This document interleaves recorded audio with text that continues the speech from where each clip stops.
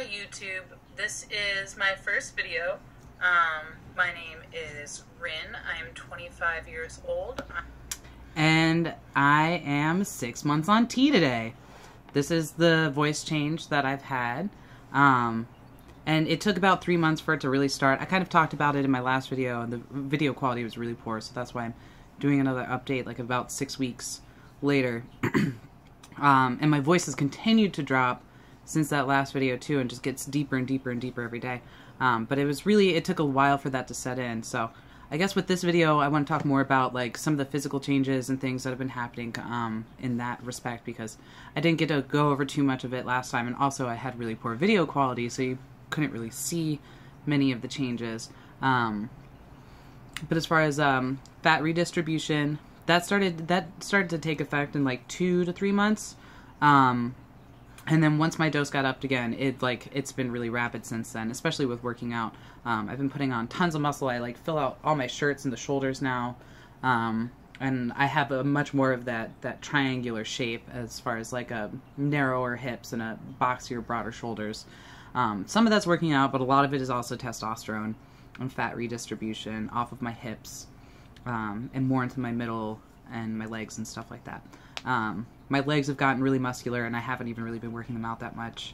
I've been a lot more focused on my upper body, but I've still noticed lots and lots of toning. And I wouldn't say so much muscle gain, but they do feel bigger. They look bigger, and they look more toned, but I haven't really been working them out. Body hair growth. I'm getting like actual little fuzzies on my neck. I'll try and get close, see if you can see them. But yeah, it's blonde, so it's really light and not that noticeable, which is fine. But when I first started to get it in, it would take me about a week before it would grow out back to the length that it was from shaving, and now it takes like between 4 and 5 days, depending on like if I use a razor and like shave it close to the skin all the way down, or if I just use like my trimmer. Then it just takes a few days to fill back in. Gotten a lot denser body hair on my legs. I have a picture of that on my Instagram. It's still light colored body hair though, just because I'm a fair haired person, but I can tell that it's a lot longer and more dense. I have more of a happy trail. I'm getting hair on my chest a little bit. They're like very small and wispy little hairs, and mostly just like over the tops of the pecs. And just a few, not very many. What else? Bottom growth, definitely. I won't get too much into that, but what else, babe? You're here. You've seen the changes. I guess my face is filled out more. I have more of it. I would call them jowls, I guess. But it's fuller around my jawline, so a lot of the weight came from the top of my cheeks, came down to my jaw. So I have a more round face. Yeah, you've been slimming fat and then bulking muscle. Yeah, slimming fat, bulking muscle. That's pretty common, especially with working out and doing testosterone too. But I still get misgendered all the time, which is frustrating. I talked about like my frustrations with that in my last video. I don't want to talk too much about that stuff because I want to do more of like a body euphoria and stuff, because I've been feeling a lot better lately. Even though like the outside world doesn't really see how I see myself, or like recognize my gender in the way that like people that know me more intimately do. I still feel really, really good in my body. I don't feel deterred at all. I feel a lot more connected to my whole body now. I felt very peacefully connected before, where like I could focus on just different parts of my body, and a lot of times it wasn't out of positivity, it was a lot out of dysphoria. But now I'm feeling much more like physically capable and like physically right in my body. It's gotten easier for me to bind, and stuff like that. I actually had to buy a bigger binder, and I feel better in the larger size binder, and it's a lot because of the lateral muscle gain and back muscle gain and shoulders. Your pecs have been making your chest smaller. Yeah, my pectoral muscles have definitely helped redistribute fat too, and like made my gynecomastia smaller. What else?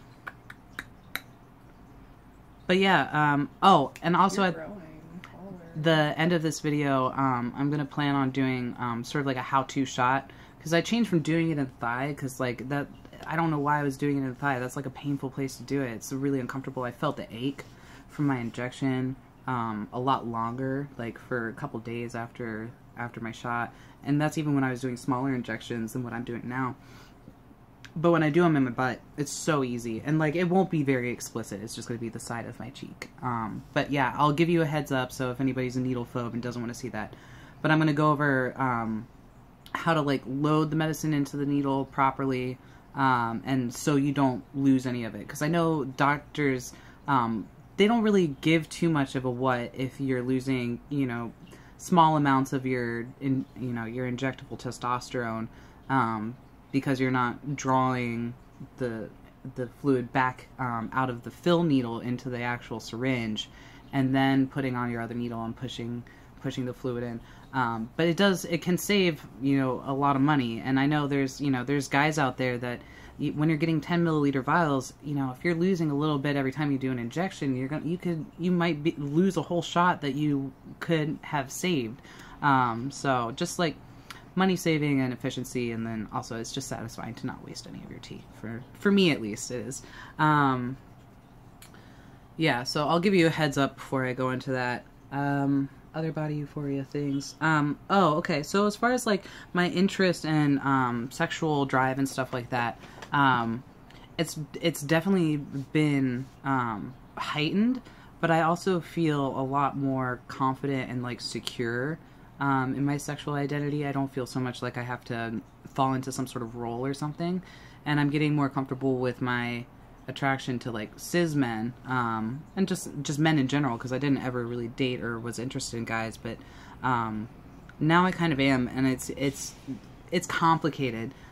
Being interested in cis guys, it's this like double-edged sword, because there's, you know, this side of me that wants acceptance and like to be, you know, treated with respect and like understanding of my identity, but I don't want to need that to affirm my identity to myself in any way. And I also, like, if I'm gonna date a guy, like, I want him to respect and understand my identity and like not, I don't know, it's complicated. There's always complications in dating people, but I don't know, it feels extra complicated now, having, you know, 25 years without really dating guys, like kind of wanting to date a guy maybe.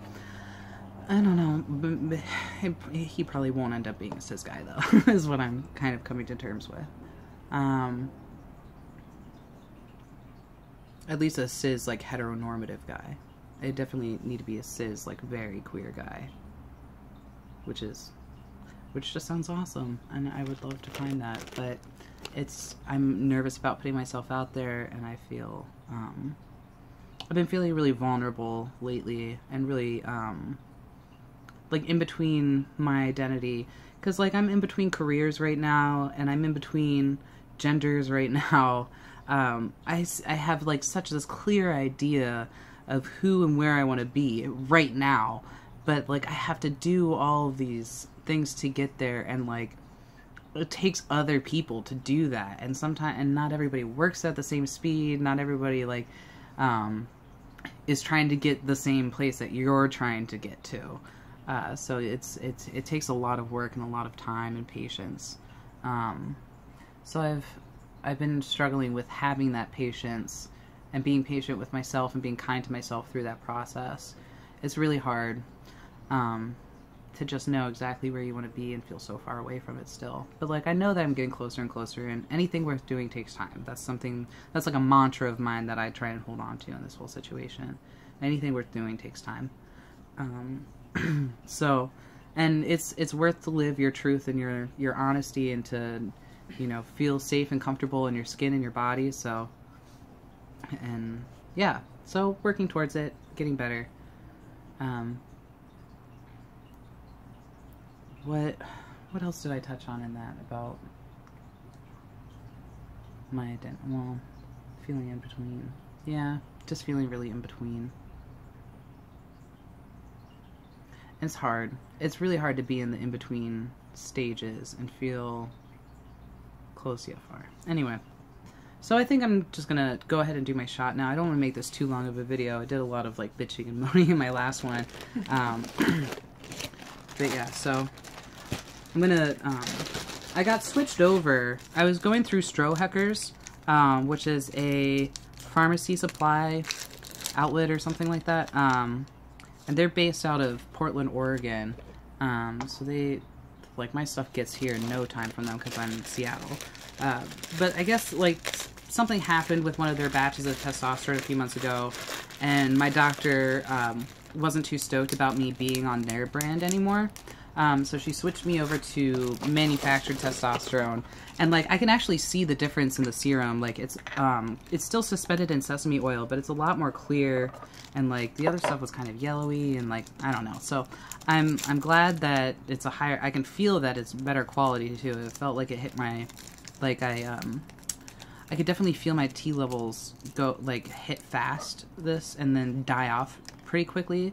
And I don't know if it's just exercise and the fact that this stuff is more clarified. I think the oil that it's suspended in is more clarified and easier for my body to break down. That might be part of it, but I don't know. I could really feel the drop off.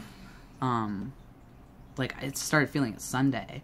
So yeah, I'm gonna maybe talk to my doctor about having my levels tested and seeing what that's about. Okay, so filling the needle. I always fill upside down even when I have a full vial. It's just there's less likely to get air in there, yada yada yada. Some people say that you should pull air into the syringe and then push it into the vial. I don't do that because you don't know what's in the air. You don't want to contaminate your stuff. Like, it's not even worth it. So yeah, and then I just pull down. I always pull just slightly past my prescribed dose. I'm at 0.5 ml right now. So I pull like 1 or 2 little ticks past that. But like you can see there's air in there, so you push that back in obviously, and don't want to put any air into your tissues, especially into your venous system. Why, Rin? What happens? You can add like a little air bubble to your bloodline, and if that hits your brain before your body's able to turn that air into a solution in your blood, your brain has like basically an aneurysm and you die.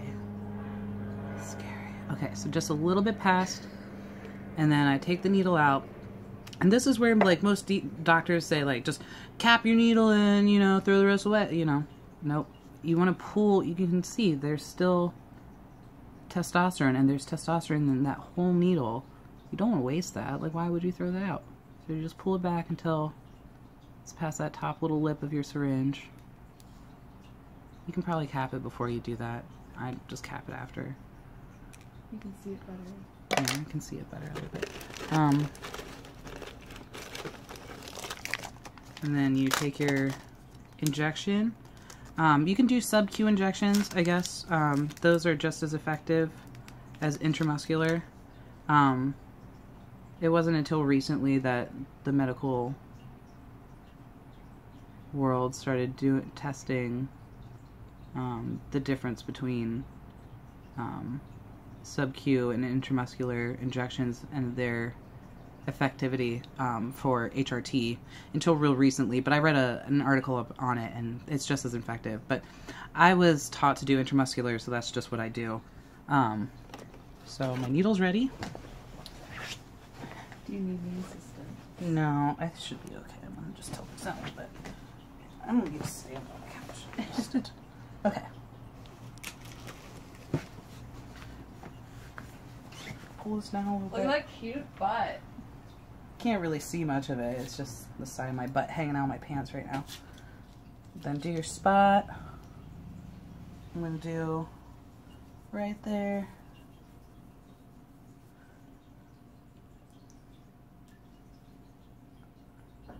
Alright.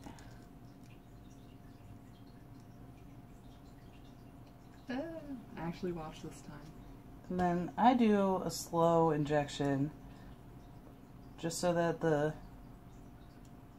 oil actually and the injection goes into the muscle tissue and stays in the muscle tissue basically. Because you can kind of see the plunger gets pushed back a little bit. And that's just the back pressure. Because you have to wait for the medicine to distribute into the tissues. Right, and then it's all done. And I probably don't even need a Band-Aid. Yep. So painless. I don't even feel it. It's like a little hair just tickling your bun. But yeah, so that's how I do my injections. Now, I didn't do them that way before. But yeah, so if you have any other questions, comments, whatever, I don't think I even checked my last video because I doubted that anybody was going to take the time to watch it because it is such poor video quality. But I can check those out, and if I do have enough questions and stuff like that, I'll make another follow-up video. But yeah, have a good day. Bye.